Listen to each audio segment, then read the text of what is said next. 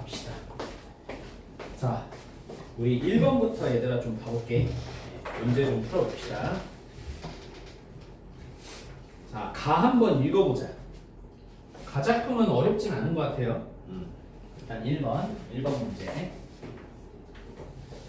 자, 가를 보면 저 허잘것없는 한 송이의 달래꽃을 두고 보더라도 자, 다사롭게 타오르는 햇볕이라거나 보드라운 바람이거나 거기 모여드는 벌나비라거나 그보다도 이 하늘과 땅 사이를 아연풋이 이끌고 가는 크나큰 그 어느 알 수 없는 마음이 있어서 저리도 조촐하게 한 송이의 달래꽃은 피어나는 것이요. 자, 밑줄 칠까? 길이 멸하지 않을 것이다. 멸하지 않을 거란 건 뭐예요? 없어지지 않을 거라는 거지. 맞지? 자, 그 다음에 2번 가볼게요. 바위돌처럼 꽁꽁 얼어붙었던 대지를 뚫고 솟아오른. 자, 밑줄 칠까? 아니, 방금 읽었던 부분. 바위돌처럼 꽁꽁 얼어붙었던 대지를 뚫고 솟아오른. 자, 그 다음 저 애잔한 달래꽃의 긴긴 역사라거나 그 막아낼 수 없는 위대한 힘이라거나 이것들이 빚어내는 아름다운 모든 것을 내가 찬양하는 것도 오래오래 우리 마음에 걸친 거추장스러운 푸른 수위를 자작나무 허울 벗듯 훌훌 벗고 싶은 달래꽃같이 위대한 역사와 힘을 가졌기에 이렇게 살아가는 것이요. 살아가야 하는 것이다. 자, 그래서 여기 밑줄 치세요. 이렇게 살아가는 것이요. 자, 그 다음에 살아가야 하는 것이다. 여기 밑줄 치면 돼. 자, 마지막 3번. 한 송이의 달래꽃을 두고 보더라도 자, 밑줄 치자.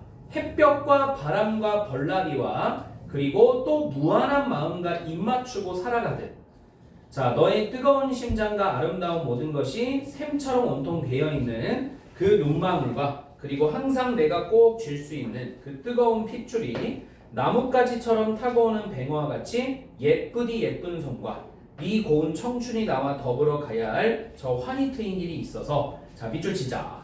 늘 이렇게 죽도록 사랑하는 것이요. 사랑해야 하는 것이다. 자, 그러면 이 이제 가작품을 보고 얘들아 1번 문제를 좀 풀어볼게. 자, 다음은 가에 표현된 식구를 제시했다. 제시한 식구의 속성에 가장 적절한 단어를 보기에서 찾았으래 얘들아. 보기 봐봐 얘들아. 보기. 1번 문제 보는 거야. 자, 보기 보면 뭐라고 써있니? 민중의 연대와 화합. 민중의 영속성. 영속성이 뭐야? 영속성? 한 명이라도 좀 말해줘요. 영속성. 영원한 속성이야? 영원하지 않은 속성이야? 야, 이씨, 얘기 다 해줬다 지금. 영원한 속성이야? 영원하지 않은 속성이야? 영원한 속성이겠죠. 맞죠? 다시 영속성. 야, 모르면 빨리 써. 영속성은 영원히 계속되는 속성이라는 거야. 알겠지? 영원할 때 영, 계속할 때 속. 알겠지? 오케이. 그 다음에 민중의 반목과 갈등. 반목과 갈등. 그죠? 불화지, 불화. 그 다음에 민중의 존재적 당위성. 존재적 당위성이 뭘까? 반드시 존재하여만 한다. 알겠나? 민중은 반드시 존재되어야만 한다. 이런 게 당위성이야. 그 다음에 자, 민중의 유한성. 유한성이 뭐예요? 한계가 있다는 거야. 한계가. 자, 그 다음에 민중의 강인한 생명력. 이게 지금 복이죠. 자, 19를 이제 연결시켜보자. 자, 1번. 길이 멸하지 않을 것이다. 얘들아, 길이 멸하지 않을 거래. 그러면 당연히 뭐 써야 돼? 기억에다가는 민중의 유한성. 길이 멸하지 않는데 없어지지 않고 계속된다고 얘들아. 그럼 뭐겠어? 영속성. 그렇지, 영속성이야. 자, 민중의 영속성 써주면 돼. 자, 그 다음에 바윗돌처럼 꽁꽁 얼어붙었던 땅을 대지를 뚫고 솟아올랐대. 대지를 뚫고 솟아올랐대. 그럼 여기서 우리가 뭘 느낄 수 있어요?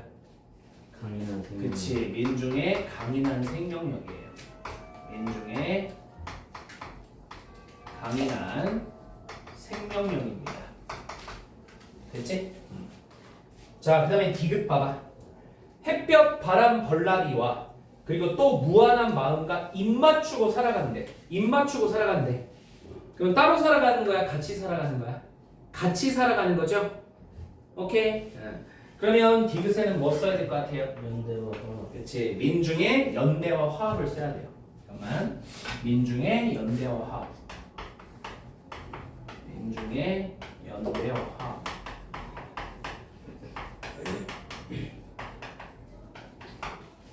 자, 마지막. 이렇게 살아가는 것이요. 살아가야 하는 것이다. 뭐뭐 해야 된다는 거야. 뭔가 의무의 느낌이 있지 않습니까? 맞죠? 반드시 존재하여만 한다. 그죠? 그럼 뭐겠습니까, 이거? 당했습니다. 민중의 존재적 당위성이에요. 그냥 당위성이라고 하면 안 되지. 근데 그렇게 해서 틀린 애도 있다니까, 얘들아.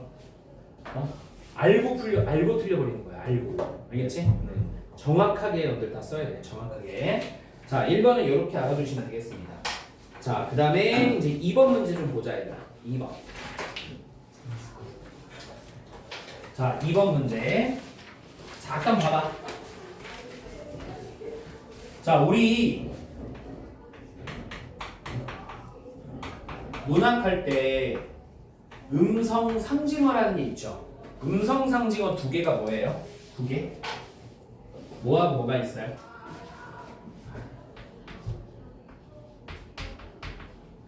의성어랑 의태어. 의태어가 있죠? 그럼 의성어는 뭐를 흉내낸 거야? 소리죠, 소리. 의태어는요? 모양이죠. 맞지? 자, 그래서 이 음성 상징어와 관련된 나 문제입니다. 자, 일단 가보자, 얘들아. 가나 통합 문제네. 자, 2번 문제 한번 볼게. 음성 상징어는 의태어와 의성어를 아우르는 말이다. 자, 방금 봤던 가 글에서는 음성 상징어들이 활용되고 있는데, 자, 기억은 밑줄 칠까? 얼어붙은 대지의 단단함을 나타내요.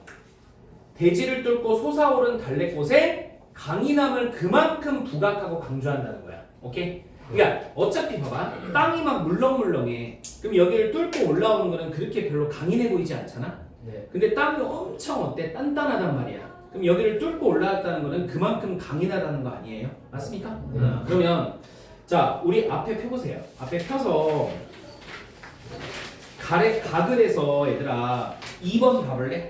2번의 첫 번째 줄에 뭐라고 써있어? 바위돌처럼 어떻게 얼어붙었대? 꽁꽁 꽁꽁 그지? 꽁꽁 음성상징어 꽁꽁이야. 그러면 기억에다가 뭐 써줘야 돼? 꽁꽁 써주면 돼요. 그럼 꽁꽁은 의성어예요? 의태어예요? 소리가 나요, 근데? 뭐예요? 의태어지. 음성상징어라 해도 되고 의태어라 해도 되는 거야. 알겠지? 오케이. 오케이? 네. 이제 자, 빨리 여기 앉으세요. 앉아갖고 118쪽 피면 돼. 그렇지. 자, 그다음 자, 이어서 갑니다. 자, 니은은 억압과 굴레에서 벗어나고픈 마음을 부각했대. 억압과 굴레. 억압과 굴레. 쌤은 20살 때가 제일 행복했던 것 같아요. 19살에서 딱 20살 딱 찍었을 때. 응? 왜요? 뭐 이런 말 하면 안 되지만 부모님으로부터 해방됐을 때. 그쵸? 해방돼가지고 그 당시 때 가장 친했던 친구랑 같이 자취했거든. 어땠어요? 대학교 앞에서 자취방 구해가지고 둘이 원룸에서 같이 살았거든. 그래서 되게 이 자취방에 원룸에 이렇게 건물 있잖아, 얘들아. 여기 위에 옥상이 있었어. 사장님이 그 당시 때 옥상을 개방시켜 주셨거든. 그래서 옥상에 딱 올라가서 이제 20살 됐잖아. 먹을 거 딱 이렇게 사놓고 둘이 캔맥주 하나 딱 먹을 때 이 노을빛을 보면서 와 진짜 뒤져. 되게 예뻤어요 그날따라. 뭔가 반겨주는 느낌이었어. 그래서 할 때 그때 기분 되게 좋았던 것 같아. 지금 내가 41인데 아직도 이거 기억하잖아요. 너무 좋았어요. 언제 오냐? 몇 시에 와? 이런 얘기 안 들어도 되잖아. 그치? 어쨌든 20살 때 제일 좋았던 것 같아요. 제일 행복했어요. 고딩부터 친구였던 거예요? 응? 고등학교 때부터 지금. 얘는 경찰 됐어. 지금 경찰관이야, 경찰관. 아직도 자, 연락하세요? 어쨌든 아직도 연락하세요? 가끔 하죠. 다 바빠가지고 가끔씩밖에 못 만나. 쌤 나이 되면 원래 그래. 같은 데 하신 거예요? 같은 데 갔어. 자, 어쨌든 봐봐 이제 억압과 굴레에서 벗어나고픈 마음을 음성상징으로 부각을 했대. 그럼 앞에 펴볼까? 2번에 얘들아 2번에 가의 2번이죠. 세 번째 줄 볼까? 뭐가 키워드 뭐가 답일 것 같아? 그치 훌훌이지 훌훌. 알겠지? 네. 훌훌. 그래서 니은은 훌훌 벗어나고 싶은 써 있잖아. 앞뒤 문맥을 보면 되잖아요. 앞뒤 문맥. 그죠? 그래서 니은은 훌훌 써주면 돼요. 니은은 훌훌이야. 자 이제 마지막 디귿. 화자가 쥐고 싶어하는 대상에 대한 화자의 애정을 부각한대. 애정. 쥐고 싶대. 그죠? 쥐고 싶대. 알겠어? 네. 자, 그럼 다시 와볼까? 어디 있을까? 3번에 있거든. 가의 3번. 뭐예요? 두 번째 줄 끝에 보면 그 눈망울과 그리고 항상 내가 꼭 질 수 있다라고 보여요. 꼭. 그래서 우리 디귿은 뭐다 얘들아? 꼭옥이다. 혹시 이거 아나? 야 원래 우리가 문법상 꼭옥으로서 꼭이라고 해. 꼭이라 하지. 근데 이 꼭옥이라고 쓰는 거는 음성 상징어이면서도 뭔 줄 알아? 시적 허용이라 그래. 들어봤죠? 시적 허용 안 들어봤어요? 문법상 어긋나지만 어디에서는 허용해 준다는 거야. 어디에서? 말 좀 해주세요. 시. 이거 읽을 줄 아시잖아요, 여러분들. 그죠? 어디에서는 허용해 준다. 시, 문학과 같은 시에서는 허용해 준다는 거야, 이거를. 알겠니? 네. 어법상으로는 안 되잖아. 어법으로는 꼭이라고 해야 되잖아. 맞습니까? 자, 이런 거를 문학에서 나오는 시적 허용이라고 합니다. 자, 근데 어떻게 보면 시적 허용에 해당하는 문제는 아니고 좀 체크해 놓으시면 돼. 자, 그러면 2번 보기의 네 번째 줄 이제 읽어볼게. 이처럼 음성 상징어는 단순히 표현의 효과를 높이는 것뿐만 아니라 대상의 성격을 강조하거나 화자 정서를 효과적으로 드러내는 역할을 한대요. 자, 그래서 이렇게 써주시면 되겠다. 자, 이제 3번 문제 갈 거야. 3번 문제를 갈 건데 일단 나 작품을 보셔야 돼. 자, 앞에 펴보세요. 자, 나 한번 읽어볼게 얘들아. 여러 산봉우리에 여러 마리의 뻐꾸기가 울음 울어 때로 울음을 울어 석석 3년도 봄을 더 넘겨서야 나는 길뜬 서러움의 맛이 들고 그것이는 실상은 한 마리의 뻐꾹새임을 알아냈다. 자, 지리산 하 아래 한 봉우리의 숨은 실제의 뻐꾹새가 한 울음을 토해내면 뒷산 봉우리 받아넘기고 또 뒷산 봉우리 받아넘기고 그래서 여러 마리의 뻐꾹새로 울음 우는 것을 알았다. 메아리죠, 메아리. 자, 그 다음에 지리산 중 가운데 저 연연한 산봉우리들이 다 울고 나서 오래 남은 추수름 끝에 비로소 한 소리 없는 강이 열리는 것을 보았다. 자, 섬진강 그 힘센 물줄기가 하동쪽 남해라는 지역으로 흘러들어서 남해의 군도의 여러 작은 섬들을 밀어올리는 것을 보았다. 자, 봄 하룻날 그 눈물 다 슬리어서 지리산 하 아래에서 울던 한 마리 뻐꾹새 울음이 이승의 새로운 맨 마지막 빛깔로 남아. 자, 이 새석은 돌석자에다가요 새가 뭔 줄 알아요? 우리가 세밀하다 할 때 새자거든. 간을 잘하는 거야. 알겠지? 극세사 할 때 들어서 극세사. 그래서 자, 조그마한 돌 철쭉꽃밭을 다 태우는 것을 보았다. 자, 다시 보세요. 이제 문제를 봅시다.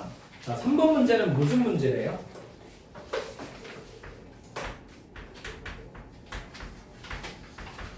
감각적 이미지와 관련된 문제예요. 어차피 여러분들 시각, 청각, 촉각 이런 건 다 알죠? 그러면 요거 하나만 써줄래? 근처에다가 문항 나온 김에 감각적 이미지 중에 요 노란색으로 된 것만 쓰면 돼. 첫 번째는 아이고 각을 안 썼다. 감각적 심상. 또는 이미지라 써도 돼. 자, 공감각적 심상, 공감각적 이미지란 게 있죠. 이게 뭐예요? 이게 뭔지 아는 사람? 정확히 얘기해 줄 수 있는 사람. 그래, 그럼 내가 할게. 감각의 전이 현상이야. 감각이 뭐라고? 전.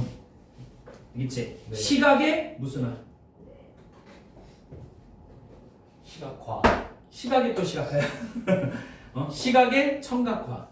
알겠니? 거꾸로 청각의 시각화 이런 거. 가장 그 기본적인 예로 내는 게 푸른 종소리잖아. 푸른은 무슨 감각이야? 눈으로 보이는 색채니까. 시각. 종소리는 청각이잖아. 네. 맞아? 근데 종소리가 어떻대? 푸르대죠? 그러니까 실제로 현실 레알로는 무슨 소리겠어? 그만큼 종소리가 뭐야? 맑다 그 소리야. 근데 그거를 감각적으로 표현한 거예요. 그럼 푸른 종소리는 무슨 감각의 무슨 화예요? 종소리를 푸르다고 했으니까 청각의 시각화가 되는 거야. 뭔 말인지 알겠니? 네. 그래서 공감각적이란 거는 단순히 여러 가지 감각들이 나오는 게 아니에요. 그 여러 가지 감각들이 전이되는 현상이야. 알겠니?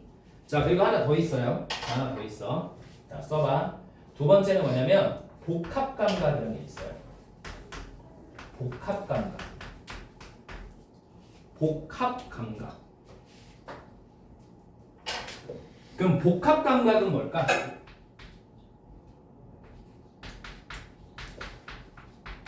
여러 가지 감각이 나열되는 거야, 그냥. 단순하게 여러 가지 감각이 나열되는 거예요. 그러면 감각에 무슨 현상은 없는 거죠? 전이 현상은 없습니다. 알겠지? 네. 자, 그러면 아무튼 요 두 개 정도는 좀 체크하고 가세요. 자, 이제 문제 한번 봐보자, 얘들아. 자, 3번 보니까 첫 번째 청각적 이미지가 나왔어. 뻐꾹새의 기억은 슬픔과 한을 환기, 떠올리게 하는 대상이라 이거야. 그러면 뻐꾹새에 뭐겠어? 울음. 나의 일연에 있어. 울음이지. 그지? 뻐꾹새의 울음이지. 자, 그래서 기억은 뭐다? 울음을 써주면 돼. 간단하죠? 자, 이제 두 번째 시각적 이미지는 그냥 그대로 써있네요. 철쭉 꽃밭은 붉은색의 색채적 이미지를 갖고 있고 이 붉은색 이미지를 통해 슬픔과 한의 이미지랑 연결이 된대요. 자, 이제 중요한 거 공감각적 이미지에 별표 치세요. 공감각적 이미지에 별표 쳐. 자, 청각적 이미지를 시각적 이미지로 전이시킨 공감각적 표현인 니은을 통해 뻐꾹새의 울음을 형상화했다. 찾아보세요, 빨리.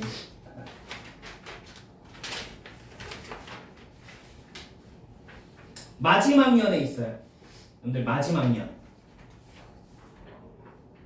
뭐 실제 시험에서는 19 뭐 앞에 어절 뭐 끝 어절 쓰시오 하든지 몇 어절로 쓰시오 이렇게 하시 줄 겁니다.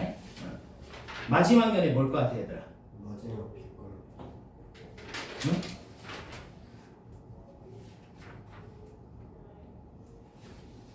일단 봐봐. 공감각적 이미지에서 무슨 감각 이미지를?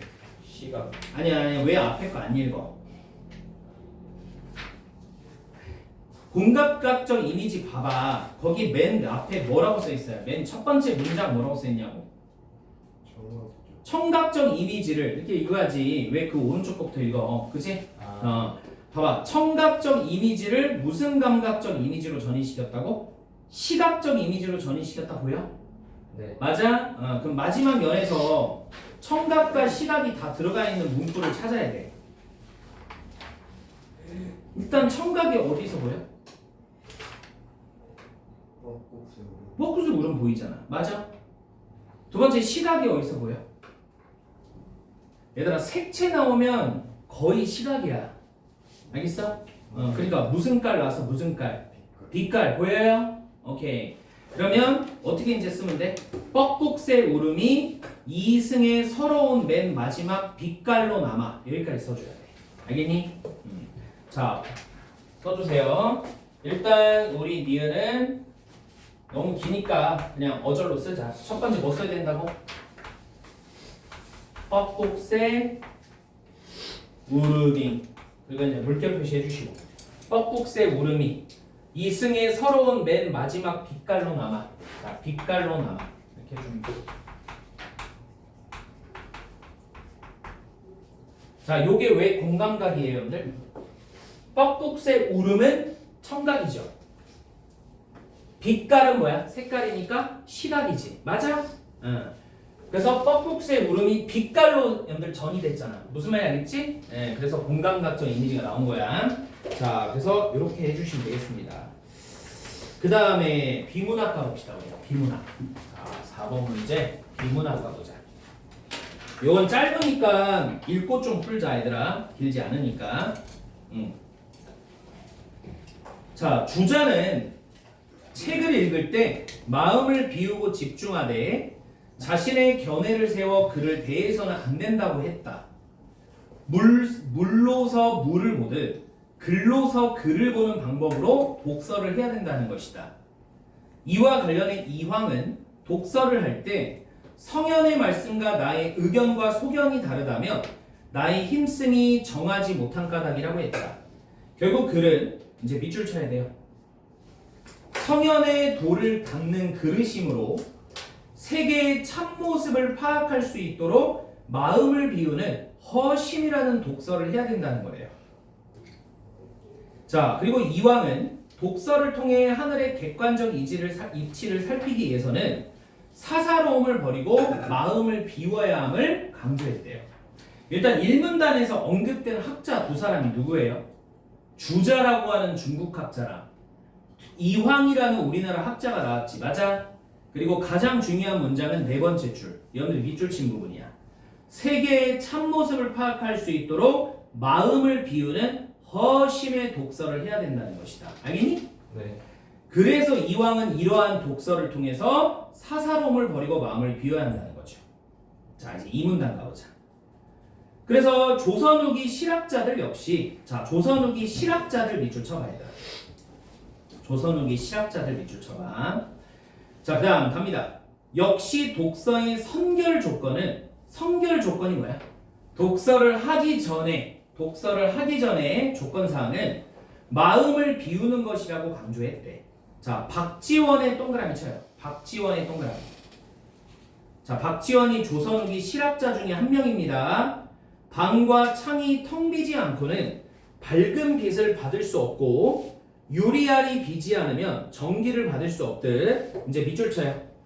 독서를 할 때는 먼저 단박하다는 거는 마음이 깨끗하고 욕심이 없는 거래. 사사로움이 없어야 된대요. 얘들아, 이황하고 박지원의 공통점이 뭐야? 독서를 할 때는 뭘 없애야 된다? 여러분들 갑자기 수업을 하니까 힘드나요? 어?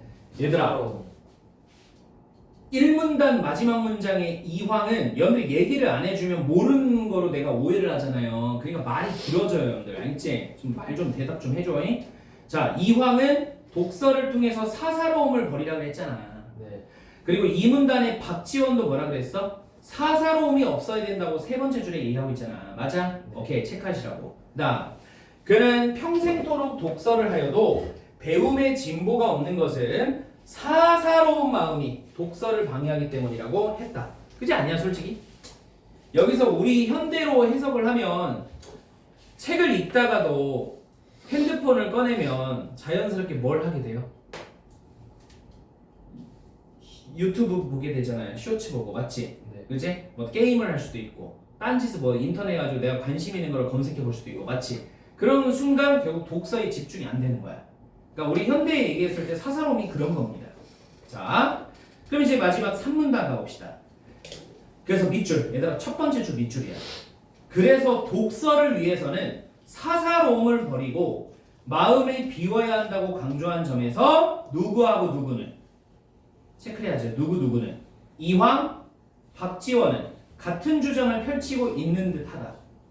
자, 근데 하지만 별표. 얘들아, 비문학 공부할 때 내가 몇 번은 얘기했었던 것 같은데 기억 안 나면 잘 다시 기억해. 하지만 그러나 이런 거 나오면 왕별이다. 알겠지? 무조건 체크해놔야 돼.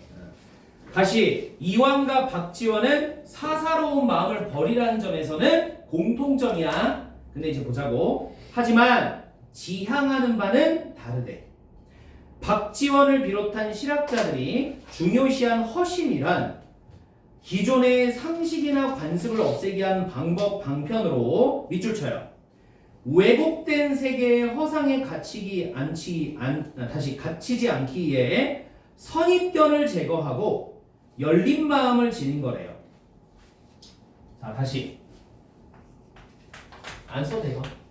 박지원은 자, 뭘 버리자? 선입견을 버리고 무슨 마음을 갖자? 열린 마음을 갖자는 거야. 알겠니? 오케이? 자, 그 다음에 또 이어가 보자. 따라서 정약용 동그라미. 이 사람도 조선후기 실학자 중 한 명입니다. 독서를 할 때에는 먼저 자신의 주관, 그죠? 을 세워야 한다라고 주장했다. 즉, 실학자들이 말하는 허심이란 단순히 마음을 비우는 것이 아니라 발표쳐 얘들아. 이런 게 시험에 나온다니까. 다시 조선후기 실학자들은 허심을 단순히 마음을 비우는 것으로 얘기했다. O야 X야. X 이렇게 많이 나와. 알겠지? 자, 기존의 잘못된 지식을 버림으로써 자, 오히려 공정한 주견을 얻게 되는 일이다. 자, 그리고 이제 마지막 밑줄이야. 책 속의 글자를 넘어 세계의 참모습을 헤아릴 줄 아는 마음을 곧 허심으로 보았던 것이다. 자, 이 열린 마음이 뭐라고요? 자, 열린 마음 뭐라고 써있니? 세계의 무슨 모습? 참모습을 파악하는 거예요. 알겠니? 이게 실학자들이 말하는 허심입니다. 자, 그러면 이제 우리 4번 문제 풀어봅시다. 보기를 바탕으로 윗글에 밑줄 쳐.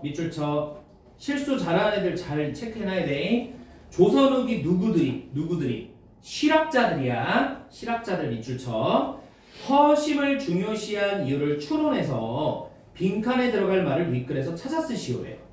자, 일단 보기 봅시다. 출처를 보니까 박지원이네요. 그럼 박지원은 조선후기 무슨 학자예요? 실학자입니다. 갑시다. 대저 하늘과 땅 사이에 흩어져 있는 것이 모두 서책의 기운이다. 정기이다. 그럴진데 본시 바짝 가로막고 모아 한방 가운데서 구할 수 있는 바가 아니다. 그래서 중국 고대 전설상의 제왕이라 할 수 있는 보키씨라는 사람이 글을 볼 때 우러러 하늘을 보고 굽어 땅을 살폈다라고 한 것이다. 공자께서 그 글을 봄을 크게 여겨 말씀하시기를 거처할 때는 그 말을 익힌다라고 하셨다. 대저 익힌다 하니 어찌 눈으로만 보아 살피는 것이겠는가? 자, 밑줄 쳐요. 입으로 음미하여 그 맛을 얻고 귀를 들어 소리를 얻고 마음을 모아 그 정묘함을 얻는 것이다. 자, 그러면 밑에 세계의 참모습이란 책 속의 가로에 온전히 담길 수 있는 것이 아니기 때문이다. 뭘까? 요 가로 안에 들어갈 수 있는 걸까? 일단 이런 거는 세계의 참모습이라는 단어가 몇 문단에 있는지 빨리 찾아보세요. 세계의 참모습. 응? 세계의 참모습이라는 단어가 몇 문단에 있었어? 몇 문단에 있어요? 3문단 마지막 문단에 있어요. 맞지? 그러면 3문단 마지막 문장 봐봐. 자, 책 속에 뭐를 넘어 얘들아? 뭘 넘어? 글자를 넘어 세계의 참모습을 헤아릴 줄 아는 마음을 곧 허심으로 보았대. 그럼 밑에 보세요. 세계의 참모습이란 책 속에 어디에 온전히 담길 수 있는 것이 아니기 때문에 그죠? 이거를 뛰어넘어 세계의 참모습을 헤아릴 줄 아는 마음을 허심으로 봤다는 거야. 그럼 뭘 써야 돼? 기억인가? 기억이 아니고 가로 안에 뭐 써야 되구나. 글자야, 글자. 알겠지? 글자 써주세요. 자, 책 속에 글자를 넘어. 그래서 세계의 참모습이라고 하는 단어가 산문단에 있어요. 그래서 이걸 보고 앞뒤 문맥 파악해서 풀어주면 됩니다. 자, 그 다음에 5번 가볼까요? 5번 문제 가보자. 5번. 자, 아래에 허심의 독서관을 비교하여 정리했다. 빈칸에 들어갈 적절한 말을 찾아 쓰시오. 자, 이왕의 독서관. 성현의 글 밑에 봐요. 성현의 글은 성현의 가르침 도가 담긴 그릇이래. 그리고 이왕이 말하는 허심이란 사사로운 마음, 즉 자신의 견해를 못하났네. 견해를 버립니다. 자, 이제 조선 후기 실학자들의 독서관 보세요. 성현의 글, 세계의 참모습이 담겨 있지만 온전히 담긴 것은 아니래요. 그리고 허심, 사사로운 마음을 즉 이거를 제거해야 된대. 그것이 세계의 참모습을 이해하는 거래. 자, 뭘 제거하는 걸까? 내가 출판에 써놨는데 뭐를 제거하고? 선입견을 제거하고 열린 마음을 가지는 거죠. 오케이? 자, 그래서 우리 뭐 써줘야 돼요? 답에다가 선입견 써줍니다. 자, 선입견을 써주시면 됩니다. 자, 됐죠? 자, 6번, 7번. 여기가 좀 길어요. 6번, 7번.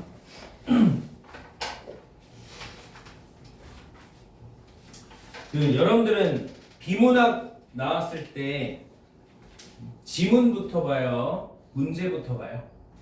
문제요. 문제부터 봐요? 문제부터 보는 게 좋아요. 사실 알겠지? 오케이? 자, 그 6번 좀 봐봐. 자, 6번 봐봐요. 다음은 학생이 자신의 읽기 과정을 기록한 글이다. 윗글을 바탕으로 기억 디귿을 분석했을 때 빈칸에 들어갈 적절한 말을 윗글에서 찾아 쓰래요.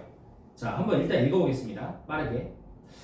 겨울방학에 읽은 책은 배낭 하나만 메고 세계를 여행한 필자가 자신의 경험과 느꼈던 바를 기록한 내용이었다. 내가 몰랐던 곳에 대한 정보가 많아 글이 무척 흥미로웠다. 자, 여행 중 버스에서 자신의 여행 기록을 담은 중요한 노트를 도둑맞아 너무 놀라서 울고 말았다는 내용을 읽으면서 필자가 크게 상심했을 거라는 생각이 들었다. 얘들아, 생각이 들었다에 동그라미 쳐볼까? 기억에 생각이 들었다. 자, 또 읽어볼게. 해당 부분을 읽으면서 니은 오랫동안 썼던 일기장을 지하철에서 잃어버려 슬펐던 경험이 떠올라 필자의 상심이 나에게도 자 전해지는 것 같았다. 자, 잃어버려 슬펐던 경험이 떠올라니 동그라미 치자. 슬펐던 경험이 떠올라. 자, 그럼 옆에 필자의 상심이, 그러니까 필자의 그런 어때 슬픈 마음이 나에게도 전해지는 것 같았다에 동그라미 쳐. 나에게도 전해지는 것 같았다는 거야. 자, 그리고 이제 마지막. 그런데 한 달 정도 지난 후 다시 이 책을 읽게 되었을 때는 필자가 여행을 통해 경험을 전달하는 과정에 자, 동그라미 다 쳐야 돼. 그러니까 크게 쳐. 필자의 주관적 관점이 지나치게 작용한다는 생각이 들었다. 그러면 독자가 이 글을 쓴 필자의 그런 입장을 좀 뭐한 것 같아?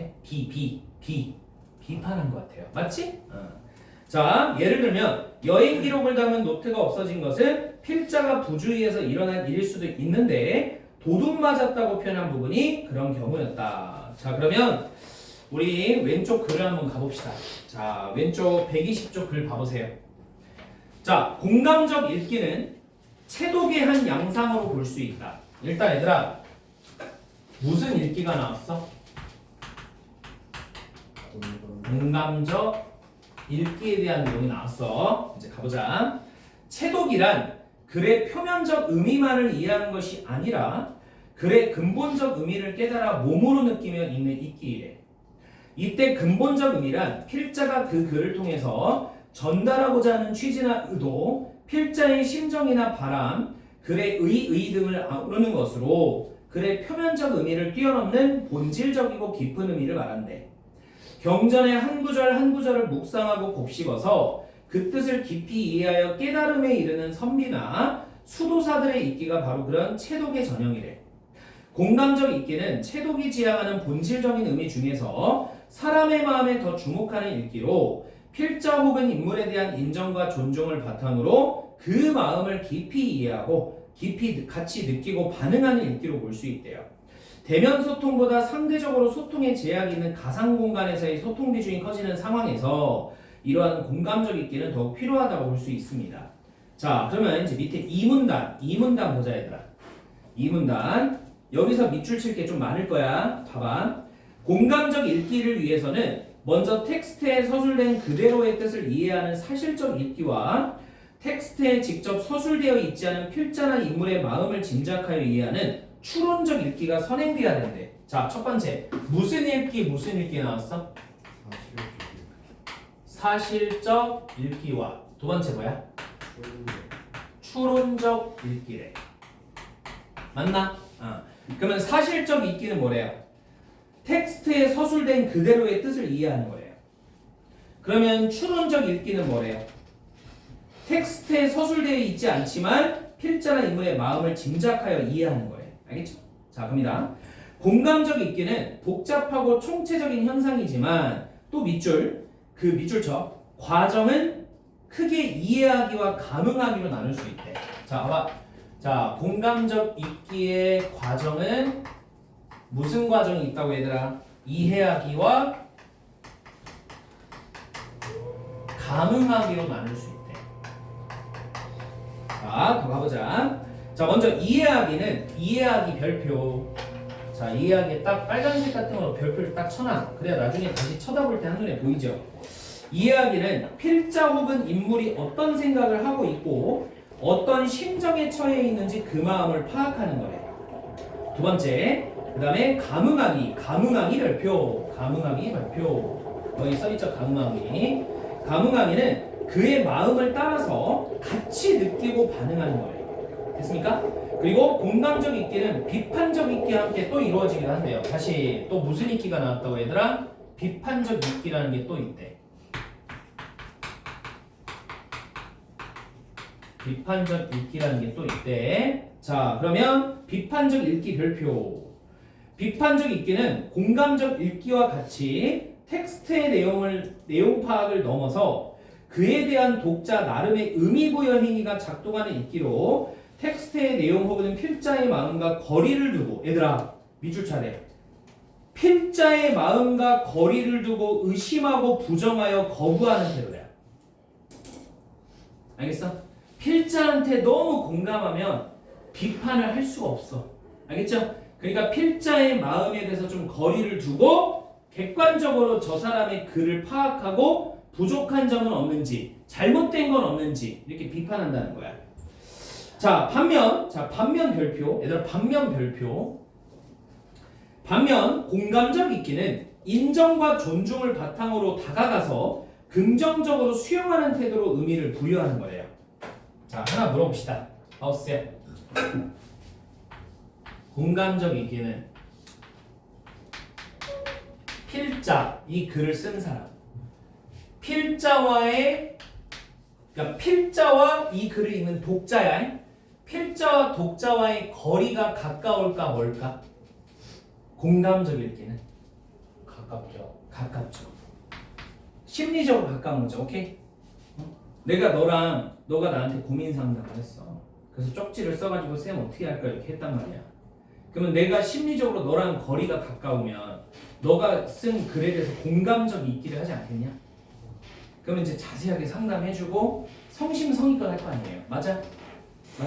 근데 만약에 내가 너랑 거리가 멀어, 마음이 거리가 멀면 어쩔 이럴 거 아니야. 그죠? 네가 알아서 해. 네가 나한테 그래. 그렇게 할 거 아니에요. 맞니? 그러면 그렇게 되는 거는 공감적 읽기야, 비판적 읽기야? 비판적 읽기가 되는 거지. 그러면 비판적 읽기는 필자와의 거리가 멀어, 가까워? 멀어. 이게 멀다는 거야. 알겠니? 오케이. 멀어야지 이걸 할 수 있다는 거예요. 됐지? 자, 더 읽어보자. 자, 비판적 태도가 강하면 그만큼 공감적 태도는 약화될 수밖에 없고 그 반대의 경우도 마찬가지입니다. 이거지. 공감적 읽기가 강하면 비판적 읽기가 약해지고 거꾸로 비판적 읽기가 너무 강하면 공감적 읽기가 약해진다는 거야. 알겠지? 자, 또 이어가자. 그래서 공감적 읽기와 비판적 읽기는 다양한 모습과 양상으로 나타날 수 있는데 예를 들어 자, 밑줄 쳐요. 공감적 태도와 비판적 태도가 뭐를 이루거나 균형을 이루거나 공감적 읽기를 먼저 한 다음에 태도를 바꿔 비판적 읽기를 하는 것과 같이 공감적 읽기와 비판적 읽기의 작용에 뭘 줄 수 있다? 시차 동그라미. 시차를 줄 수 있다는 거야. 시차를 둔다는 게 뭔 소리예요, 여러분들? 이 두 개 읽기를 같이 하는 거야? 아니면 조금 시간을 두고 따로 하는 거야? 시간을 두고 따로 한다는 소리야. 알겠니? 자, 다시 이 두 개를 뭐 하거나 균형 있게 하거나 또는 뭐를 두고 한다? 시차를 두고 하는 게 올바른 읽기의 과정이다. 됐지? 자, 그래서 여기 부분을 가지고 푸는 거예요, 여러분들. 그러면 6번 문제 가보자. 다시 6번 문제 보세요. 자, 기억 봐봐. 지금 여기서 찾아내는 거야. 여기 요 부분 있지. 요 부분에서 찾아가지고 연결 쓰는 거야. 네.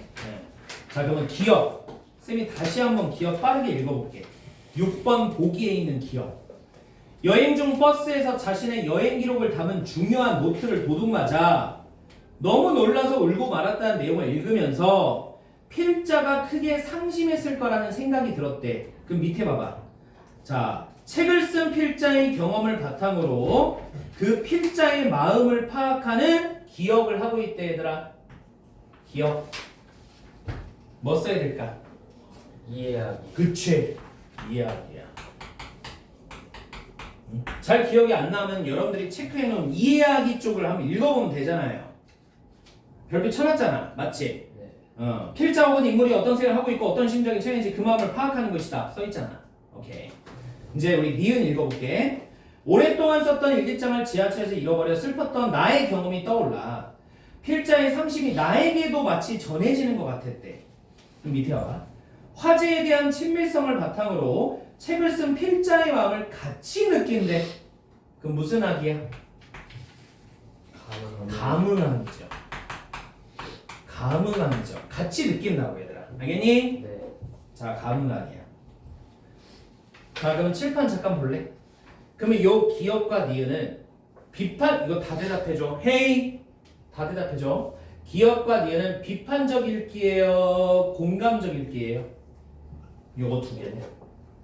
공감적인. 요거. 알겠지? 오케이. 자, 그 다음에 이제 디귿. 자, 한 달 정도 지난 후 시차를 뒀네. 다시 이 책을 읽었을 때에는 필자가 여행을 통해 경험을 전달하는 과정에 필자의 너무 주관적 관점이 지나치게 작용한다는 생각이 들었대. 예를 들면 여행 기록을 담은 노트가 사라진 것은 필자가 부조리해서 일어난 것인데 도둑맞았다고 표현한 부분이 그런 경우랍니다. 자, 그럼 세 번째.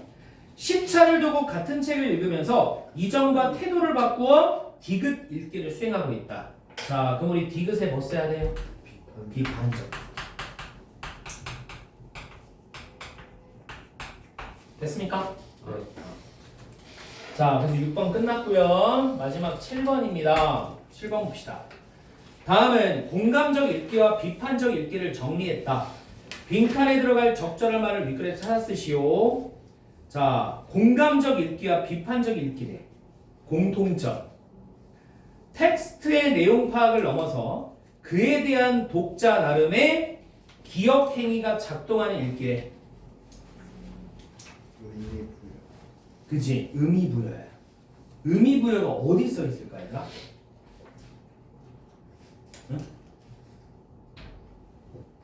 자, 잘 따라와. 이 문단에서 여러분들 5번째 줄 봐봐요. 빨리 봐봐. 찾았어? 이 문단 5번째 줄 보면 공감적 읽기는 비판적 읽기와 함께 이루어지기도 한다. 자, 잘 들어. 비판적 읽기는 공감적 읽기와 같이 텍스트의 내용 파악을 넘어서 그에 대한 독자 나름의 무슨 부여 행위라고 써 있어, 얘들아? 의미 부여 행위가 작동하는 읽기. 보이죠? 네. 오케이. 그다음 두 번째 봐봐. 반면 이제 봐봐. 그 밑에 반면 옆에. 공감적 읽기는 인정과 존중을 바탕으로 다가가서 긍정적으로 수용하는 태도로 뭐를 부여한다? 의미를 부여한다. 됐나? 네. 오케이. 그러면 기억은 무슨 부여 써주면 돼요? 의미 부여 써주면 돼. 뭐 아마 이어절로 쓰시오 이러겠죠. 그치? 의미부여 쓰면 됩니다. 이제 차이점 봐보자. 차이점. 공감적 읽기는 인정과 존중을 바탕으로 다가가서 긍정적으로 리은이 뭐 써야 돼요? 소용. 수용 써주면 돼. 그 다음에 비판적 읽기는 텍스트의 내용 혹은 필자의 마음과 거리를 두고 의심하고 도정하여 디귿에 뭐라고 써있어요? 거부. 자, 거부하는 태도로 의미를 부여합니다. 자, 그래서 읽기에서의 양상. 비판적 태도가 너무 강하면 그만큼 공감적 태도는 강화되어 약화돼요? 야, 봐. 이게 너무 강하면 이게 강화되어 약화돼요? 약화되죠. 그죠? 네. 자, 공감적 태도는 약화되고 그 반대의 경우도 마찬가지입니다. 그래서 공감적 태도와 비판적 태도의 균형을 이루거나 공감적 읽기와 비판적 읽기 작용에 뭐를 두자? 거리라고 하지 말고 얘 찾아 쓰는 거니까. 시차. 찾아 쓰는 거니까 그대로 써줘야지. 맞지? 시간 차이, 시차를 두는 등 공감적 읽기와 비판적 읽기는 다양한 양상으로 나타날 수 있다. 됐어? 네. 자, 여기까지. 자, 여기까지 다 봤습니다. 자, 이해 갔죠? 네. 그러면 시간이 남았으니까 요거 잠깐 피세요. 좀 합시다.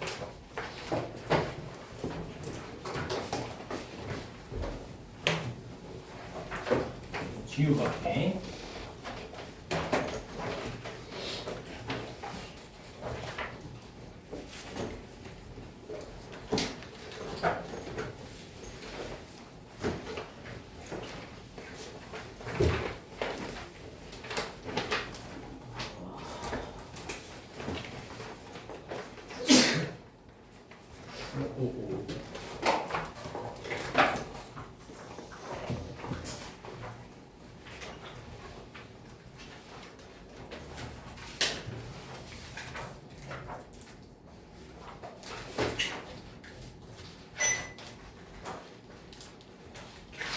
자, 여기 좀 펴줄래? 고전시가?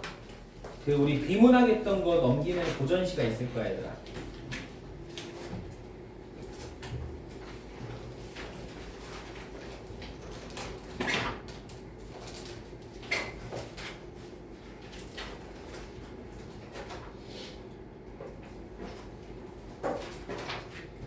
자, 여기 펴야 돼요.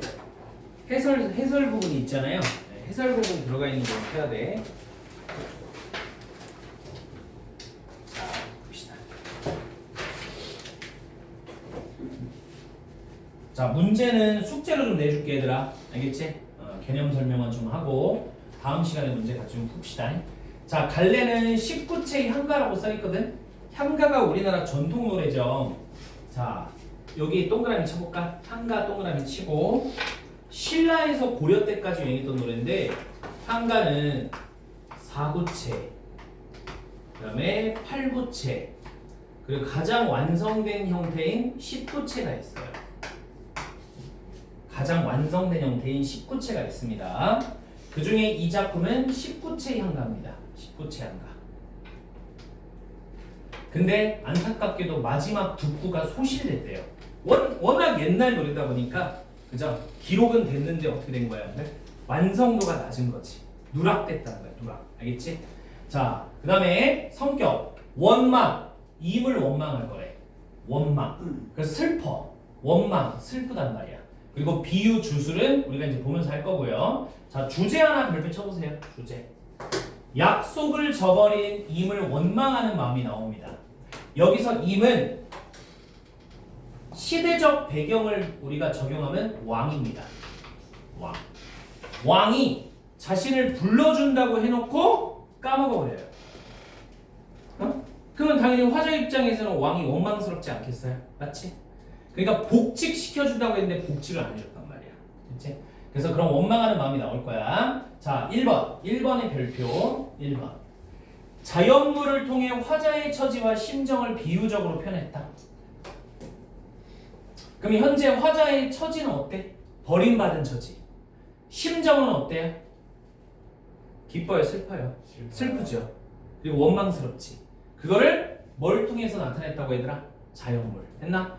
자, 그 다음에 관련 설화를 통해 노래의 주술적 성격도 엿볼 수 있대. 자, 관련 설화 비추. 뒤에 나올 거예요. 자, 관련 설화 이야기를 통해 이 노래의 주술적인 성격도 엿볼 수 있다. 주술이란 게 뭐예요? 약간 신비스러우면서도 무언가를 기원하는 걸 말합니다. 무언가를 기원하는 걸 주술이라 그래. 알겠지? 네. 그러니까 우리가 뭐 예를 들어 궁금해가지고 무당한테 가가지고 뭐 물어보잖아. 물어보는 심리가 뭔 것 같아? 궁금해. 어떤 심리로 그걸 물어볼까? 궁금한 것도 당연히 맞고 잘 됐으면 좋겠는 거 아니야? 네. 무당한테 가가지고 저 부자 될 수 있을까요? 이렇게 물어보는 사람도 있잖아. 그럼 부자가 되고 싶은 심리가 있으니까 가서 물어보는 거 아니냐 얘들아? 맞지? 그러니까 주술이란 거는 무언가를 기원한다라는 의미를 갖고 있는 거야. 이해가니? 오케이? 자, 그걸 관련 설화를 통해 알 수 있대. 자, 그러면 일단 우리 첫 번째 1에서 4구까지 좀 가볼게요. 봐봐. 봐봐. 일단 잘 안 보이면 교재 보셔도 된다. 자, 질 좋은 자시. 잣나무 할 때 자시야. 가을에 말라 떨어지지 아니하매. 떨어지지 않는다는 거지. 자, 너를 중요하게 여겨서 가겠다 하신 것과는 달리. 자, 달리에 별 붙여봐. 달리에 별 붙여봐.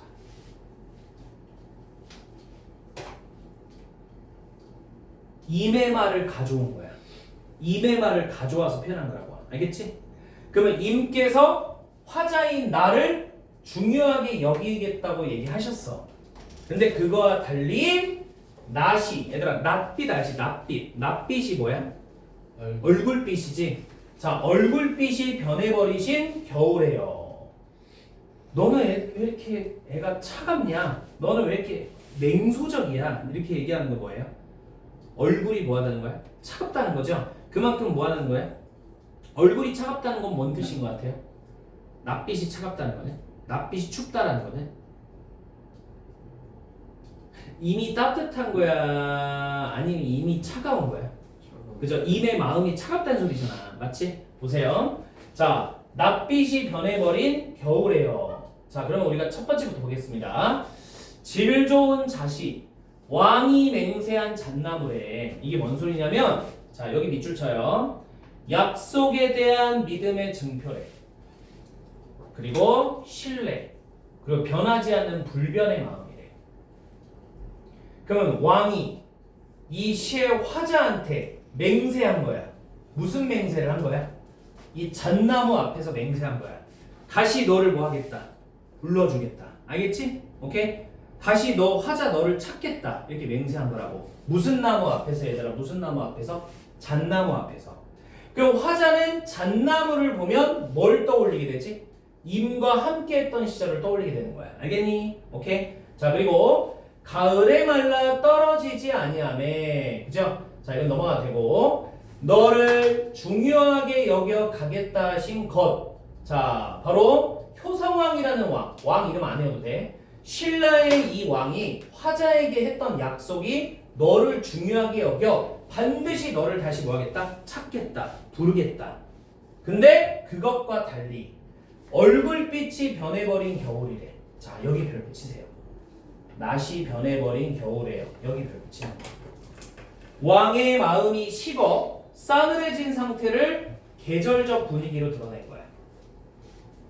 됐습니까? 네. 그래서 얼굴빛이 마치 겨울처럼 차갑게 느껴졌다는 겁니다. 됐니? 네. 자, 그래서 여기 1구에서 4구. 너를 중요하게 여기겠다라고 하셨던 임께서 변해버린 상황인데, 그러니까 화자는 슬프고 임이 원망스럽겠죠. 맞습니까? 네. 자, 이제 우리 밑에 구 갑시다. 자, 5에서 8구 가봐요. 5에서 8구. 자, 보자. 자, 달이 그림자 내린 연못 갓 지나가는 물결에 대한 모래로다. 자, 그리고 모습이야 바라보지만 세상 모든 것 여의어버린 처지여. 자, 중요한 건 딱 두 개밖에 없어요. 여기 일단 별표 쳐봐요. 여기도 별표 쳐놔요. 자, 일단 달이 그림자 내린 연못 갓이래. 자, 보면 일단 달이니까 시간적 배경은 낮이에요, 밤이에요? 달빛이 보이니까 밤이겠죠? 그리고 연못은 공간적 배경입니다.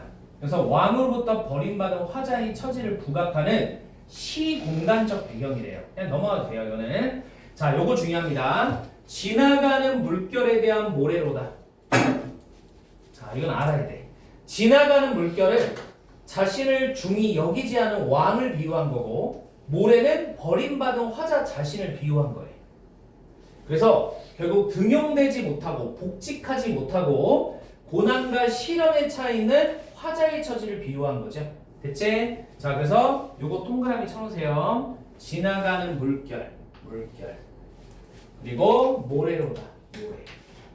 이 뭔 소리인지 알아, 얘들아? 파도가 치잖아. 너네 바닷가 갔잖아. 바닷가 가면 물이 들어왔다가 슉 나가지. 그때 모래를 가지고 가, 모래를 놓고 가? 놓고 가요. 모래를 놓고 가잖아. 물이 들어왔다가 모래를 놓고 그냥 들어가 버리잖아. 맞아? 그러면 들어왔다가 나가버린 게 누구야? 와. 저 임새끼라고. 왕이라고. 알겠죠? 네. 오케이? 그러면 남아있는 모래가 누구라는 거야? 나. 나라는 거야. 이해가? 네. 느낌이 옵니까? 네. 오케이. 자, 그래서 요거는 중요한 거예요. 그리고 왕의 모습이야 바라보는데 세상 모든 것 여희어버린 처지여. 이제 여기 줄 쳐야죠. 세상 모든 것 여희어버린 처지여. 그럼 여기서 중요한 게 뭐예요? 여희여, 처지. 세상사에 대한 모든 허탈감, 상실감, 좌절감, 소외감, 절망감을 볼 수 있습니다. 지금 내 처지가 서럽다는 거야. 세상을 잃어버린 것 같이 서럽다는 거야. 알겠지? 그러니까 이미 나를 찾지 않은 게 세상이 무너진 것 같고 세상이 날 버린 것 같다는 거야. 좀 오바해서 표현하고 있죠? 그래서 여기 무슨 법이라고 써있니 얘들아? 과장법. 알겠니? 네. 자, 그다음 내려갑니다. 그러면 이제 표현상 특징 볼까요? 그 다음 장 있을 거야 얘들아. 다 보진 않고 몇 개만 볼게. 첫 번째 무슨 법 써있어? 대조법. 대조법은 그래도 별표 칩시다. 그래도 대조법은. 자, 가을 마르지 않는 잣나무와 겨울 변해버린 얼굴빛에 대조를 통해 임금의 변심을 강조했다. 임금, 그러니까 임이죠, 임. 임이 화자한테 뭘 맹세했어? 난 널 중요하게 생각한다. 너를 다시 뭐 할 거야? 찾겠다. 너를 다시 부르겠다. 잣나무 앞에서 맹세했잖아. 맞아? 네. 맞죠? 근데 나중에 얼굴이 차갑게 변해버렸죠. 마치 겨울처럼. 됐나? 그래서 어쨌든 잣나무에서의 맹세와 자 변해버린 얼굴빛의 대조를 통해 임금의 변심을 강조했다는 거야. 그래서 여러분들 가을 동그라미, 겨울 동그라미. 계절을 대조한 거야. 계절을 대조했다고 얘들아. 알겠지? 네. 자, 두 번째 과장법. 이거 그냥 보자. 화자가 스스로를 두고 세상 모든 것을 잃어버린 처지라는 과장된 표현을 사용했다. 그래서 임에게 버림받은 듯한 자신의 처지와 그 상실감이 세상 모든 것을 잃은 것만큼 크다는 의미로 사용된 겁니다. 자, 그 다음에 은유법 별표. 이 작품은 은유법이 되게 중요해요. 자, 잣나무. 이건 뭘 의미한대요? 약속. 겨울은 뭘 의미한대요? 변심. 달은 임금이고 모래는 버려진 화자랍니다. 알겠니? 자, 제일 중요한 거야. 밑줄 쫙 치세요. 만약에 이 작품이 약술에 나오잖아. 그러면 가장 유력한 게 저거다. 자연물 비유한 거 찾아 쓰시오. 아니면 추론해 보시오. 알겠지? 가장 유력한 게 이거야, 사실. 자, 그래서 자연물을 통해 화자의 상황을 드러냈다. 영탄적 어조, 겨울의 역, 처지역 이런 영탄법 종결어미를 통해 화자의 절망감과 탄식을 보인다. 자, 넘어갑니다. 자, 이거는 뭐 그냥 여러분들 읽어봐요. 아니 그냥 간단히 보자 얘들아. 짧으니까. 자, 질 좋은 잣나무 말하는 거야. 자, 가을이 되어 맺힌 잣나무를 화자가 바라보고 있대. 그럼 바라보면서 무슨 생각을 했냐? 화자가 임과 함께했던 시절, 임이 나한테 했던 맹세, 알겠지? 이런 걸 떠올렸다는 거야. 그리고 너를 중히 여기겠다. 자, 임이 화자에게 했던 말, 약속이죠. 그래서 임의 말을 믿고 있던 화자, 잣나무를 주고 임께서 화자에게 했던 약속이 지켜지지 않은 상황을 떠올리면서 결국 질 좋은 잣을 바라보면 이미 자신에게 했던 약속을 지키지 않음을 떠올리면서 임을 원망하게 됩니다. 자, 그 다음에 내려가 보자. 자, 그 다음에 임에게 버림받은 화자의 처지. 자, 요거는 두 개만 좀 체크할래 얘들아. 자, 낮이 변해버리신 겨울. 그냥 제목만 보면 돼. 지나가는 물결에 대한 모래. 그리고 세상 모든 것 여의어버린 처지. 자, 이렇게 임에게 버림받은 화자의 처지도 나타나고 있다. 자, 그 다음에 넘어가세요. 넘어가 보시고 이것도 나중에 한번 보세요. 만화도 있죠? 자, 저 잣나무를 걸고 맹세하건대 내가 왕이 되어도 너를 잊지 않고 중히 여겨 데려가마. 자, 그랬더니 전하 잣나무 앞에서의 맹세는 어찌하시고 저를 잊으셨습니까? 그죠? 얼굴빛이 어때요? 차갑죠? 그죠? 잘 모르겠니? 차갑잖아 이 새끼가. 그치? 그치? 그리고 지금 어때? 계절적 배경이 뭐야? 눈 내리는 겨울이지. 맞지? 자, 그 다음에 임은 저 물결처럼 훌쩍 지나가 버리시고 나는 남겨진 무슨 알 신세다? 모래알. 알겠니? 모래알 신세구나. 자, 그리고 임이 나를 버리시다니 온 세상을 다 잃어버린 것 같다. 여기서 무슨 법이 보인다? 과장법. 알겠죠? 네. 자, 그래서 이렇게 그림으로 좀 보셔도 돼요. 자, 그 다음에 이제 넘어가 봅시다. 여러분들 7시 10분에 시작해요, 수학이. 네. 알겠지? 자, 봅시다. 여기까지 볼게. 이진시. 이제 요거는 쉬워, 얘들아. 한시. 조선시대 한시, 우원율시. 자, 성격은 남성적, 우국적이 뭔지 아는 사람. 우국적 별표. 뭔지 아는 사람. 몰라. 나라가 태평성대한 걸까? 위기에 처했을까? 이순신이 무슨 회란 때 활약했어요? 이순신이 무슨 전쟁 때 활약했냐?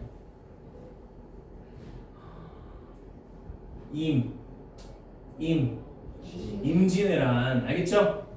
임진왜란 때 활약했잖아. 그럼 나라가 지금 태평한 시기야? 위기에 처한 거야? 위기에 처한 거잖아. 맞지? 일본 애들이 쳐들어왔잖아요. 그래서 그런 위태위태한 국가에 대한 뭐야? 충성, 걱정 이런 걸 말합니다. 자, 그 다음에 의지적 별표.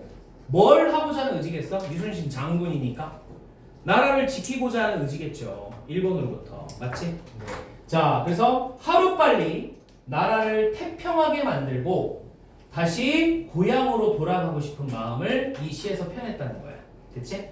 자, 특징 장수로서의 군인으로서의 고뇌와 고민과 자, 별표 우국충정이 잘 드러난다. 나라에 대한 걱정과 충성심이 보인다는 거야. 그 다음에 시 공간적 배경 밑줄. 시 공간적 배경을 통해서 작품의 분위기를 보여줍니다. 자, 그러면 여기 한번 봅시다. 자, 진중음일의 이순신 진중에서 이 시를 읽다라는 겁니다. 자, 한번 읽어보자. 한 바다에 가을바람 불어오는 이밤. 자, 여기서 뭐에 밑줄 쳐야겠니 얘들아? 가을바람. 자, 그러면 가을바람이죠. 시간적 배경, 계절적 배경인 가을밤이 제시됐고 요걸 통해 밑줄 쓸쓸한 분위기를 조성했대. 자, 두 번째 홀로. 얘들아 홀로 써있잖아. 홀로니까 당연히 외로운 처지죠. 화자는 외롭죠 지금. 자, 홀로 높은 누각에 앉아서 하염없이 생각에 잠기네. 자, 생각에 동그라미 치고 별표. 이 생각 뭘 것 같아? 위기에 빠진 이 나라를 어떻게 구하지? 이런 거야. 어쨌든 이순신은 졸병이에요? 얘들 지휘자예요? 지휘자입니다. 우리 시대로 따지면 어떤 직급인 줄 아세요? 우리 시대로 따지면? 몰라요. 몰라? 해군 참모총장. 알겠어? 네. 해군 참모총장. 그러니까 조선시대 때 모든 수군을 지휘하는 사람이야. 알겠죠? 통제사라네, 통제사. 그래서 하염없이 생각에 잠겼다. 자, 그래서 보시면 화자의 처지. 전쟁 중에 바다를 지키는 장수로서 홀로 앉아 고민해 있다는 거야. 자, 생각에다 쓰자. 우국충정. 국가에 대한 충성심과 위태위태한 위기에 빠진 나라에 대한 걱정 이걸 했다는 거죠. 자, 이거 대놓고 나왔네요. 어느 날에야 어느 날에야 이 나라가 다시 태평해질까? 그러면 나라에 대한 걱정이 뭐라고? 우굽이고 또 평화로운 시기가 찾아오기를 바라는 마음이 들어 있습니다. 그래서 이렇게 화살표를 그어줄까요? 이렇게 그어주세요. 이렇게 그어주세요. 이 부분을 생각하고 있다고. 이 부분을 생각하고 있다고. 알겠지? 자, 그리고 지금 바로 큰 난리를 겪고 있는 때라네. 이 큰 난리는 임진왜란을 말합니다. 자, 그리고 업적은 많은 사람들이 깎아내리려 하건만. 자, 여기 밑줄 쳐봐. 업적은 많은 사람들이 이 업적은 보통 뭐겠어? 야, 군인이 전쟁 중에 쌓은 업적이면 뭐겠어? 패전이야, 승전이야? 승전이죠. 전투에 이긴 거잖아. 맞아? 오케이? 군인이 쌓은 공로라고 하면 당연히 승리 아닙니까? 맞죠? 오케이? 이순신은 백전백승인 거 알아요? 단 한 번도 패배하지 않았대요. 단 한 번도 일본 수군에 패배한 적이 없대요. 왜냐면 100% 유리할 때만 전쟁에 참여했대. 오케이? 뭐 계절이라든지 아니면 날씨라든지 또 지형이라든지 이런 걸 다 고려하고 분석해가지고 100% 유리할 때만 전투에 적극적으로 참여했대. 그러면 조금이라도 불리하면 어때? 무조건 후퇴했다는 거야. 그러니까 병력 손실이 없었대요. 그만큼 이순신은 또 군기가 되게 엄했대. 군기가 뭔 줄 알아? 군율이라 그래요. 군법상 법률 같은 거야. 알겠지? 그래서 만약에 군율, 군기를 어기면 무조건 사형이야. 무조건 목을 뱉대. 그 지휘자들한테는 만약에 군대를 탈영하거나 말을 안 들면 총살권이 있어요. 죽일 수 있어요. 알겠지? 그래서 웃긴 통계가 뭐냐면 이순신의 지휘를 받아서 전투에 참여했을 때 죽은 부하들 숫자가 있겠지. 그거보다 이순신의 군율을 어겨가지고 사형당한 부하들의 숫자가 더 많대요. 그럼 이순신과 같이 전투에 참여하면 거의 죽어 안 죽어? 거의 안 죽는 거야. 뭔 말인지 알겠지? 그래서 엄청난 그런 업적을 쌓다 보니까 주변에 시기하고 질투하는 사람이 있었을까 없었을까? 어마어마하게 많았어요. 알겠지? 심지어 왕이었던 선조라는 왕도 이순신한테 질투했어요. 왜냐면 전 조선팔도 백성들이 누구 이름을 부르니까 이순신을 부르니까. 뭔 말인지 알겠니? 정치인들도 이순신을 시기 질투했고 그 나중에는 결국 무고가 뭐예요? 무고? 잘못이 없어. 근데 누군가가 나한테 혐의를 뒤집어 씌운 거지. 반역 혐의를. 그래가지고 감옥에 투옥되기도 해. 알겠지? 네. 그러니까 봐봐. 내가 쌓은 이런 업적은 수많은 사람들이 깎아내리려 한다는 거야. 그러면 현재 이 업적은 누가 쌓은 업적이야? 써나 화자의 업적이지. 화자가 그동안 쌓은 업적이지. 이거는 나를 싫어하고 나를 시기하고 질투하는 사람들이 깎아내린다는 거야. 그럼에도 불구하고 나의 이름은 명성이야. 내 명성. 오히려 온 세상이 알게 될 것이다. 그래서 명성이 온 세상에 알려질 것이라고 하는 나름대로의 자부심도 들어가 있습니다. 자, 마지막이네요. 그리고 변방의 근심을 평정할 수 있다면, 자, 변방. 그러면 얘들아, 변방의 근심 밑줄 쳐볼까? 이 변방의 근심이 뭐겠어? 전쟁에 대한 근심이겠지. 전쟁에 대한 걱정이겠죠. 임진왜란이 1592년에 발생해서 1598년에 끝났어요. 약 몇 년 동안 일어난 전쟁이야? 약 6, 7년 정도야. 알겠지? 네. 전쟁기가 이렇게 길잖아. 그래서 이거를 평정할 수 있다면 도연명의 귀걸에서 응당을 뿌리. 자, 여기 네모 치세요.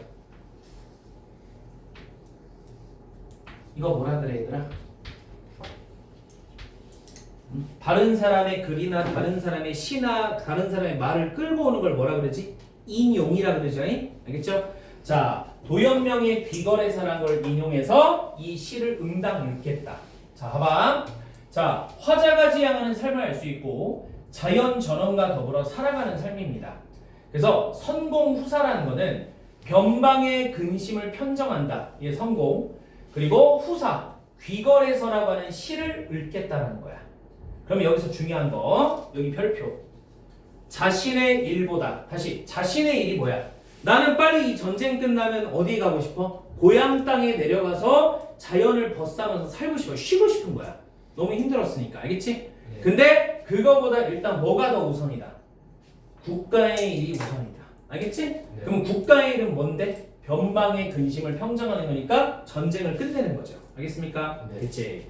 자, 그러면 내려가 볼게요. 자, 여기 그 뒷장에 요게 잘못 들어가 있어. 미안해. 그 뒷장에 보이지? 요거 X 쳐줄까? X 크게. 여기 잘못 들어갔어요. 요 교재 만들다가 이게 하나 잘못 들어갔나 봐.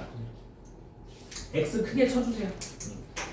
자, 넘기시고 그 다음 장에 대설주의고 이것도 잘못 들어갔어요. 그러니까 한 장이 잘못 들어간 것 같아요. X 찾아주세요. 자, 그 다음에 가면 이 시의 표현상 특징 보입니까? 요거 보고 마치겠습니다. 자, 가정법 봐봐 얘들아. 가정법. 가정법에 별표 칩니다. 자, 여기 별표 치세요. 변방의 근심을 평정할 수 있다면 이거야. 뭐뭐면이 바로 우리 가정법이죠. 그래서 미래의 상황을 가정하면서 평화로운 시대에 대한 기대감이 영혼을 드러낸다. 그리고 의지적 태도도 별표 칩니다. 화자의 결연한 의지를 드러낸다. 자, 어떤 의지지? 어떤 의지야? 전쟁에 대한 승리죠. 이 전쟁을 반드시 승리로 이끌어내겠다는 의지가 보인다는 거죠. 자, 그리고 인용도 별표 쳐보세요. 자, 중국 시인인 도연명의 고사, 옛날 이야기를 가져와서 전쟁 이후의 소망을 드러냈대. 전쟁 이후의 소망. 전쟁 이후의 소망이 뭐라 그랬어요? 어디 내려가는 거야 얘들아? 뭐야? 전원, 자연, 고향. 알겠지? 거기 내려가서 시 읊으면서 살겠다는 거야. 일단 국가의 일을 먼저 끝내고. 자, 그다음에 대조법도 별표 치세요. 대조법. 자, 많은 사람들 나를 시기 질투하는 무리는 나를 깎아내고 있단 말이야. 깎아내리고 있단 말이야. 알겠지? 하지만 그럼에도 불구하고 온 세상 백성들이 나를 뭐야? 알아줄 것이다. 이해가? 그래서 많은 사람들과 온 세상을 뭐하고 있다? 대조하고 있어. 밑줄 쳐. 많은 사람들은 시기 질투하는 부정적 무리들이야. 그리고 온 세상은 나를 칭송하는 누구야? 백성들이. 알겠니? 자, 요거 대조하고 있어. 그냥 여러분들 공부할 때 시기 질투하는 무리만 읽으면 안 되지. 많은 사람들이란 텍스트를 먼저 공부하시고 이게 이런 의미를 갖고 있다는 걸 공부해야죠. 맞죠? 두 번째도 요걸 외우고 요걸 가지고 이해를 하는 거야. 알겠니? 그죠? 고전 못한 애들은 요거 보고 넘어가. 장난하냐? 그죠? 이거는 해설이잖아. 해설. 해설만 보고 풀면 어떡해요? 일단 시에 있는 문구를 외워놓고 그 다음에 해설을 들어가야지. 알겠지? 그래서 많은 사람들은 이순신 화자를 싫어하는 무리들이고 온 세상은 화자를 칭송하는 백성들입니다. 자, 요 밑에 써 있으니까 한번 읽어보시면 되겠습니다. 자, 그 다음에 어디 볼 거냐면 여기 보세요. 자, 여기 봐봐요. 화자의 처지, 그 다음에 화자의 상황. 봐봐. 첫 번째 보면 화자의 처지부터 봐봐. 전쟁 중에 바다를 지키는 장수로서 홀로 외롭게 앉아 고민에 잠기고 있다. 자, 화자의 바람. 전쟁을 승리로 이끌어 국제적 재난을 극복하고. 자, 끊어주세요. 이게 선공이야. 공적인 일을 먼저 한다는 거야. 어? 그럼 공적인 일은 개인적 일이야, 국가의 일이야, 얘들아? 국가의 일이야. 맞아? 그 다음에 평화롭게 전원생활, 농촌생활 누리고 싶다는 거야. 고향에서. 그럼 이거는 뭐야? 후사라는 거지. 오케이? 그러면 여기서 사는 공적인 일이에요? 사적인 일이에요? 사적인 일이에요. 알겠니? 그래서 성공 후사를 하겠다는 소리야.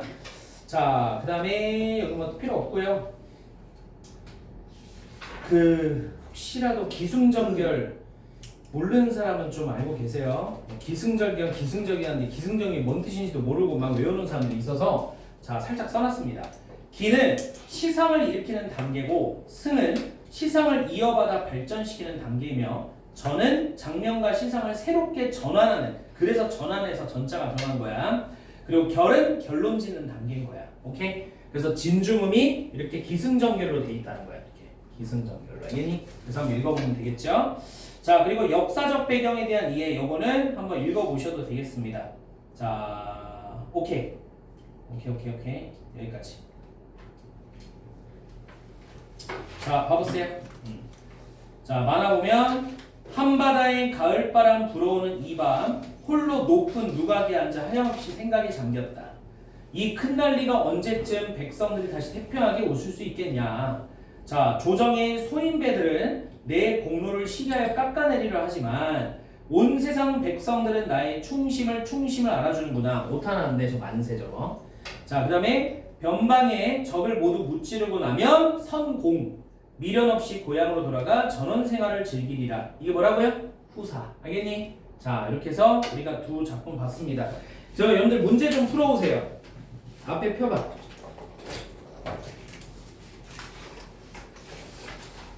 앞에 피면 1번 있지 않니?